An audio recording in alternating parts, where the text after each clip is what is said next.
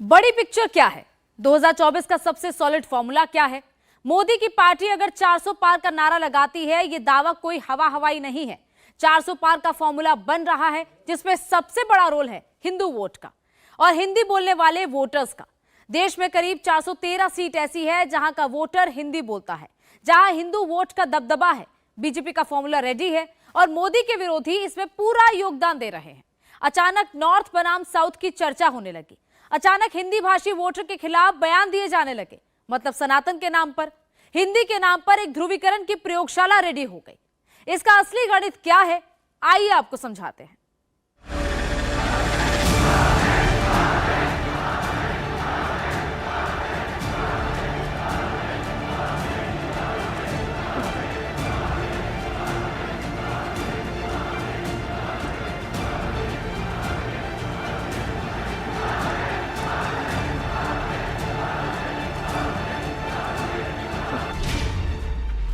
मध्य प्रदेश, राजस्थान और छत्तीसगढ़ में जीत की वजह क्या हिंदू वोट है? विरोधी भी क्यों कह रहे हैं कि मोदी को 24 में 400 सीट मिलने जा रही? क्या मोदी को हिंदू का 100% वोट मिलने लगा है? मध्य प्रदेश, राजस्थान और छत्तीसगढ़ में जीत के बाद एक बार फिर हिंदी भाषी राज्य और हिंदू वोट चर्चा में है। विपक्ष कह रहा है कि बीजेपी ने ध्रुवीकरण कर हिंदू वोटों को एकजुट कर लिया है। राजस्थान के पूर्व सीएम अशोक गहलोत भी कह रहे हैं कि हमारा वोट शेयर कम नहीं हुआ, हमारे निर्दलीय जीते हुए थे, उनका वोट शेयर भाजपा की तरफ चला गया। भाजपा ने कन्हैया लाल पर चुनाव लड़ा, अफवाहें फैलाई, झूठ बोलकर ध्रुवीकरण कर चुनाव जीता। तीनों राज्यों में हिंदू वोटरों की संख्या 80% से ज्यादा है। राजस्थान में 88% हिंदू है, वहीं मध्य प्रदेश में 90 और छत्तीसगढ़ में 93% हिंदू है। देखा जाए तो बीजेपी की तरफ हिंदू वोटों का झुकाव ज्यादा है। मध्य प्रदेश और राजस्थान में इसे साफ देखा जा सकता है। मध्य प्रदेश में बीजेपी ने 48.62% वोट शेयर के साथ 163 सीटें जीती है। वहीं राजस्थान में 41.69% वोट शेयर के साथ बीजेपी ने 115 सीटें जीती हैं। मध्य प्रदेश में इस बार के विधानसभा चुनाव में 57% स्वर्णों ने बीजेपी और 31% ने कांग्रेस को वोट दिया। वहीं 58% ब्राह्मणों ने बीजेपी को तो 30% ने कांग्रेस को वोट दिया। 56% ओबीसी ने बीजेपी को और 32% ने कांग्रेस को वोट दिया। 41% एससी ने बीजेपी को तो वहीं 45% ने कांग्रेस को वोट दिया। 43% एसटी ने बीजेपी को तो वहीं 46% ने कांग्रेस को वोट दिया। 8% मुस्लिमों ने बीजेपी को तो वहीं 81% ने कांग्रेस को वोट दिया। अन्य 48% ने बीजेपी को तो वहीं 42% ने कांग्रेस को वोट दिया। राजस्थान में इस बार के विधानसभा चुनावों में 62% स्वर्णों ने बीजेपी को तो वहीं 22% ने कांग्रेस को वोट दिया। 42% जाटों ने बीजेपी को तो वहीं 36% ने कांग्रेस को वोट दिया। 43% गुजरों ने बीजेपी को तो वहीं 39% ने कांग्रेस को वोट दिया। अन्य 55% ओबीसी ने बीजेपी को तो वहीं 29% ने कांग्रेस को वोट दिया। 26% एससी ने बीजेपी को तो 57% ने कांग्रेस को वोट दिया। 29% एसटी ने बीजेपी को तो वहीं 51% ने कांग्रेस को वोट दिया। 5% मुस्लिमों ने बीजेपी को तो वहीं 83% ने कांग्रेस को वोट दिया। अन्य 53% ने बीजेपी को तो वहीं 30% ने कांग्रेस को वोट दिया। इन्हीं हिंदू वोटों की वजह से कहा जा रहा है कि मोदी को 2024 के लोकसभा चुनाव में 400 सीटें मिल सकती हैं। दरअसल चुनावों का ट्रेंड बताता है कि बीजेपी का हिंदू वोट लोकसभा में, विधानसभा में मिले वोट से भी ज्यादा हो जाता है।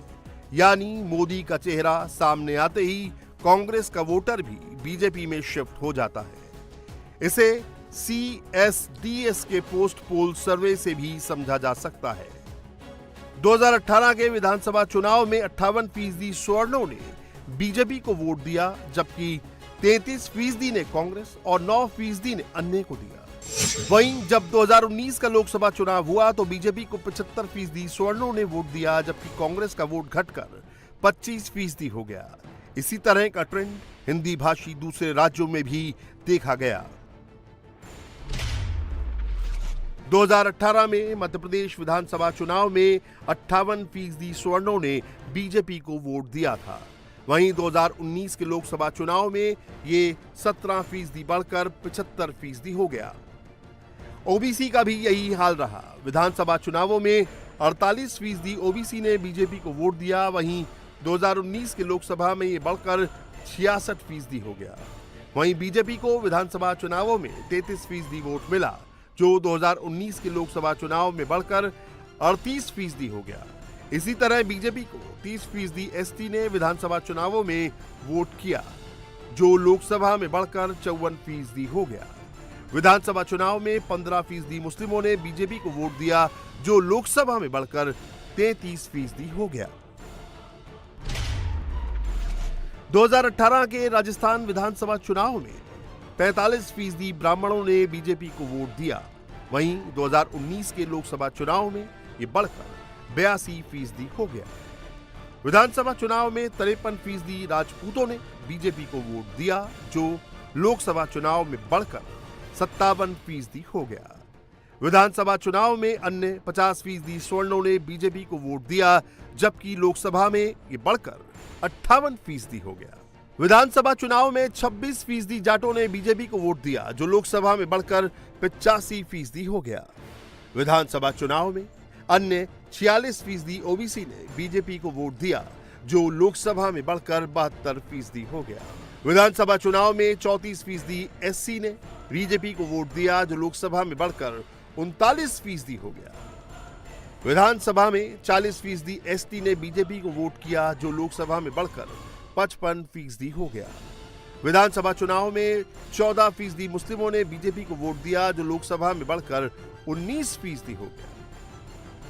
हिंदी भाषी राज्यों में हिंदू वोटों के मोदी के साथ जाने से विपक्ष में बौखलाहट भी है। इसे डीएम के सांसद सेंथिल कुमार के विवादित बयान से भी समझा जा सकता है। उन्होंने बीजेपी की जीत को गौमूत्र राज्यों की जीत बताया है। उन्होंने कहा कि इस देश के लोगों को ये सोचना चाहिए कि भाजपा की ताकत केवल हिंदी राज्यों में चुनाव जीतना है, जिन्हें हम आमतौर पर गौमूत्र राज्य कहते हैं। आप दक्षिण भारत नहीं आ सकते। दरअसल 2019 में बीजेपी ने 12 हिंदी भाषी और पश्चिमी राज्यों की 299 लोकसभा सीट में से 227 सीटों पर जीत दर्ज की थी। यानी अभी भी 72 सीटों पर गुंजाइश बाकी है। इन राज्यों में यूपी, बिहार, मध्य प्रदेश, राजस्थान, छत्तीसगढ़, दिल्ली, हरियाणा, झारखंड, हिमाचल, उत्तराखंड, गुजरात और महाराष्ट्र शामिल हैं। डीएम के सांसद को यह कहना कि बीजेपी सिर्फ हिंदी भाषी राज्यों में जीत रही है और दक्षिण में नहीं जीत सकती, ये आंकड़ों के एकदम उलट है और उनकी झल्लाहट को भी दिखाती है। दरअसल 2019 के लोकसभा चुनाव में पश्चिम बंगाल में कुल 42 में से 18 सीटों पर बीजेपी ने जीत दर्ज की। यही नहीं, बीजेपी गठबंधन को 50% से ज्यादा हिंदुओं ने भी वोट किया। यानी मोदी को हिंदुओं का वोट सिर्फ हिंदी भाषी राज्यों में नहीं मिल रहा। वहीं दक्षिण भारत के 6 राज्यों और केंद्र शासित प्रदेश में लोकसभा की 130 सीटें हैं। बीजेपी के पास 2 राज्यों कर्नाटक और तेलंगाना से अकेले 29 सीटें हैं। कर्नाटक में भी एनडीए को 50% से ज्यादा हिंदुओं ने वोट किया। वहीं तेलंगाना में इस बार के विधानसभा चुनाव में बीजेपी के वोट शेयर में 6% का इजाफा हुआ है। ऐसे में 2024 के चुनाव में बीजेपी को यहां से भी बड़ी उम्मीदें हैं।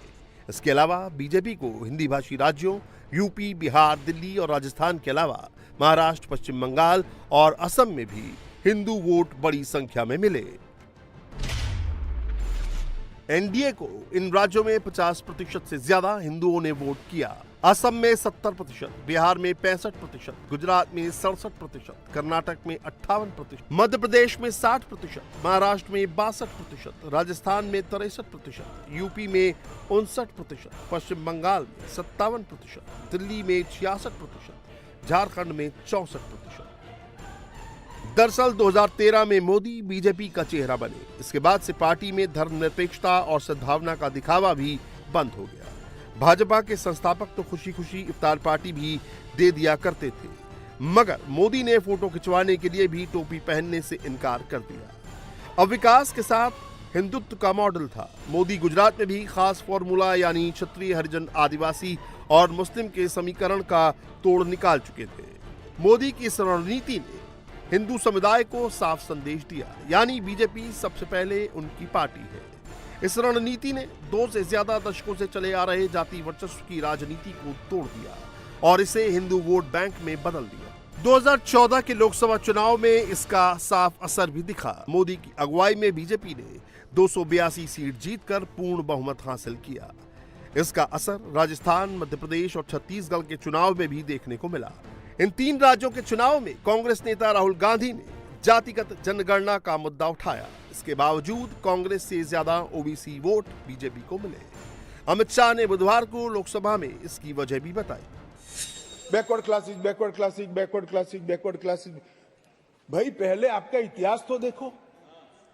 मान्यवर, मैं ऐतिहासिक सत्य के साथ इस सदन के अंदर स्टेटमेंट करने में झिझक नहीं रहा हूं कि बैकवर्ड क्लास का सबसे बड़ा विरोध और बैकवर्ड क्लास को रोकने का काम कोई एक पार्टी ने किया है तो कांग्रेस पार्टी ने किया। मान्यवर, आज मैं पूछना चाहता हूं सदन के, पवित्र सदन के अंदर खड़े रहकर, पिछड़ा वर्ग आयोग को 70 साल से संवैधानिक मान्यता नहीं दी जाती थी। क्यों नहीं दी जाती थी? क्यों उनको यह सम्मान नहीं मिलता था? जबकि संविधान का मैंडेट था, मगर नहीं दिया गया।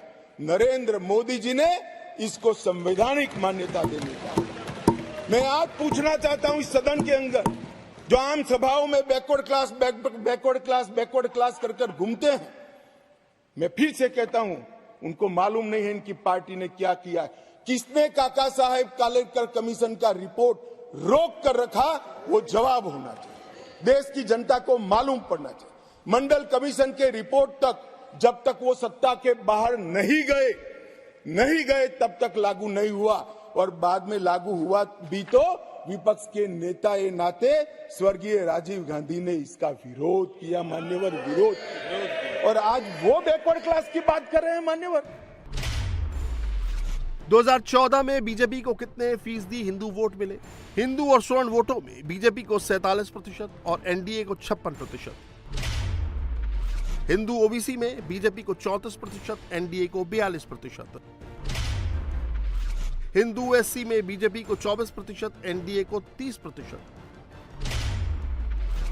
हिंदू एसटी में बीजेपी को 37%, एनडीए को 40%। मोदी ने 2019 में 303 सीट जीतकर सिर्फ रिकॉर्ड ही नहीं बनाया, बल्कि हिंदू वोटों में और गहरी पैठ बना ली। यही नहीं, उन्होंने निचली ओबीसी जातियों को भी बीजेपी के कोर वोट बैंक में तब्दील कर दिया। 2014 में जहां बीजेपी को ओबीसी का 34% वोट मिला था, वहीं 2019 में यह बढ़कर 44% हो गया, यानी 10% ज्यादा। 2019 में मोदी को 8% ज्यादा हिंदुओं ने वोट दिया।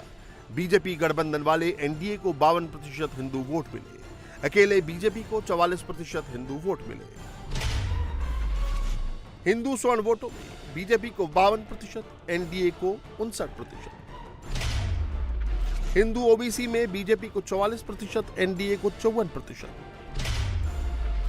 हिंदू एससी में बीजेपी को 34%, एनडीए को 41%। हिंदू एसटी में बीजेपी को 44% और एनडीए को 46% वोट मिले।